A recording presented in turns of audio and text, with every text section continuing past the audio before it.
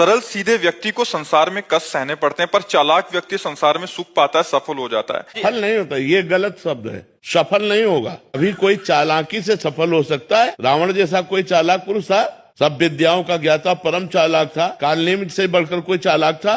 पूरी संजीवनी बूटी जैसी ही द्रोणागिरी में हर औषधि को कर दिया और साधु बनकर बैठ गए। हनुमान जी ने मार डाला, राम जी ने रावण को मार डाला, रहा न को कुल रोवन हारा। चालाक पुरुष सफल कैसे हो सकता? नहीं, सीधा सरल पुरुष कष्ट पा सकता है, पर सफल सीधा सरल सच्चाई पर चलने वाला हो। जैसे धर्मराज युधिष्ठिर बिल्कुल सीधे थे, यहाँ तक इतने सीधे थे कि युद्ध क्षेत्र में कल कौन सी रणनीति है वो जाके दुर्योधन सीधे पूछ लेता था। भ्राताश्री कल कौन सा चक्रव्यूह रचना है वो बता देते थे। इसीलिए भगवान दो बैठक करते थे, एक युधिष्ठिर के साथ और एक युधिष्ठिर से अलग। युधिष्ठिर के साथ जो बैठक की वो चक्रव्यूह रचना ही नहीं होगी, क्योंकि वो दुर्योधन को पता हो। इतने सरल थे कि वो आके पूछ लेते, वो पूरी बात बता देते थे। तो आप देखो विनाश किसका हुआ? चतुर चालाक, जिसके साथ शकुनी, दुशासन, कर्ण, दुर्योधन के साथ इतने चालाक, चालाकी की हद थे ये लोग। तो क्या ये लोग सफल हुए?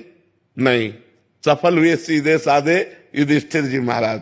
तो चालाक पुरुष तुम्हें सफल होते नजर आएगा, लेकिन सफल नहीं हो सकता।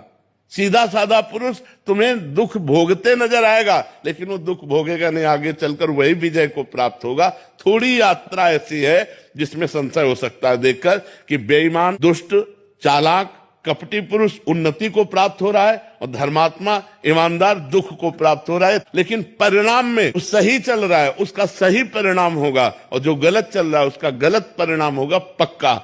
उसका पुण्य उसको साथ दे सकता है, लेकिन जो जीवन का परिणाम है वो ये पद नहीं है। मरोगे तो तुम्हारे साथ पद नहीं जाएगा, तुम्हारे साथ रुपया नहीं जाएगा, अच्छाई जाएगी, तुम्हारे सत्कर्म जाएंगे।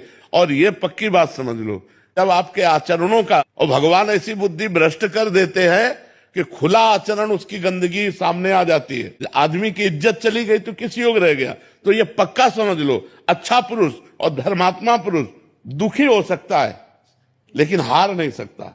विजय को वही प्राप्त होगा, ये निश्चित बात है। सामने से तो बहुत सुंदर दिखाई दे रहे और पीछे जो पाप कर रहे तो मालिक देख रहा है, उसका हिसाब मालिक करेगा। मालिक की दुकान में है सबका जीवन खाता, पाई भर का भी चूक नहीं होती हमारे मालिक से। एक एक बात का हिसाब होता है। अगर हमने अंगुली भी उठाई है तो उसका भी हिसाब है कि क्यों उठाई और कैसे उठाई। परमात्मा सबको देख रहा है, इसलिए ये मत जानो कि कोई देख नहीं रहा है, हम अच्छाई कर रहे हैं, हमें बुराई पर बुराई मिलती चली जा रही, कोई हमारे देख नहीं। परमात्मा देख रहा है। और जो एक है कि मैं छल कपट बुराई से बढ़ रहा हूं, तो देख लेना तुम नष्ट हो जाओगे।